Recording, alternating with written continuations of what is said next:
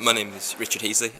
I'm a orthopaedic registrar, and I'm presenting some work we did at Royal Preston Hospital, looking at the antero-posterior position of the lateral clavicle following AC joint reconstruction using the lockdown. Injury to the acromioclavicular joint is common, representing around 12% of all shoulder girdle injuries. It typically occurs in young males suffering a direct trauma, often involving a sporting activity. The injuries are classified by the well-recognised system originally devised by Tosse, Mead and Sigmund and subsequently added to by Rockwood.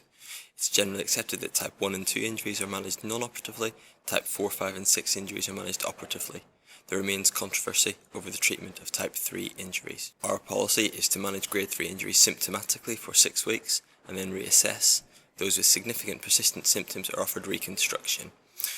The preferred technique of the senior authors for treating these patients and others with grade 4 and above injuries is to use the lockdown to reconstruct the AC joint. This is an example of the lockdown in use, showing a pre-operative image and a post-operative image which shows reduction of the lateral clavicle. The position of the lateral clavicle in the coronal plane is frequently commented upon when results of AC joint reconstruction are assessed. However, in spite of the importance of the antero-posterior translation of the lateral clavicle in the classification of these injuries, specifically for grade 4 injuries, there's been little notice paid to the position of the lateral clavicle in the axial plane following reconstruction. In addition, the relatively anterior position of the coracoid relative to the clavicle and the fact that the lockdown loops around the posterior aspect of the clavicle raised a question in our minds as to the effects of the device on the lateral clavicle and more specifically on whether it produces excessive anterior displacement of the lateral clavicle. We aim to assess the position of the lateral clavicle relative to the anterior acromion following AC joint reconstruction using the lockdown.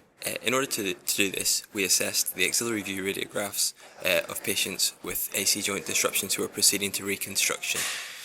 All patients who had pre- and post-operative AP and axillary views of the shoulder were assessed. A line was drawn along on the axillary view, a line was drawn along the anterior edge of the lateral clavicle, and a second line was drawn along the anterior edge of the medial acromion. The perpendicular distance between these was measured. This technique was used to assess preoperative images, post-operative images, and a normal population as a control group who had axillary view radiographs carried out in the absence of AC joint pathology. This slide shows how the measurement was carried out. Moving on to the results. We identified 19 consecutive patients between March 2010 and February 2012 who had post-operative axillary views. The average age was 40 years old, with a range between 22 and 65. The vast majority were males. Of these 19 patients, 13 had both pre- and post-operative axillary views. In all these results, a positive value represents posterior displacement of the lateral clavicle, and a negative figure represents displacement anterior to the acromion.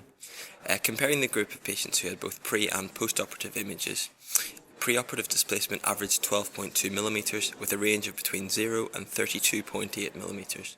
Post-operatively, this displacement was reduced to an average of 4.4 mm, ranging from 11.7 mm of anterior translation to 20 mm of posterior translation.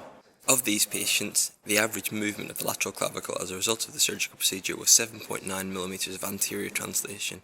There was no patient who had posterior displacement of the lateral clavicle as a result of the surgery.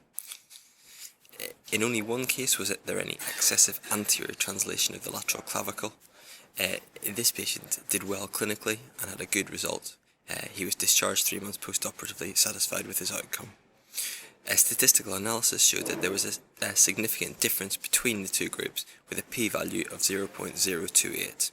Comparing the post-operative group with the control group, we can see that the overall position of the lateral clavicle is very similar.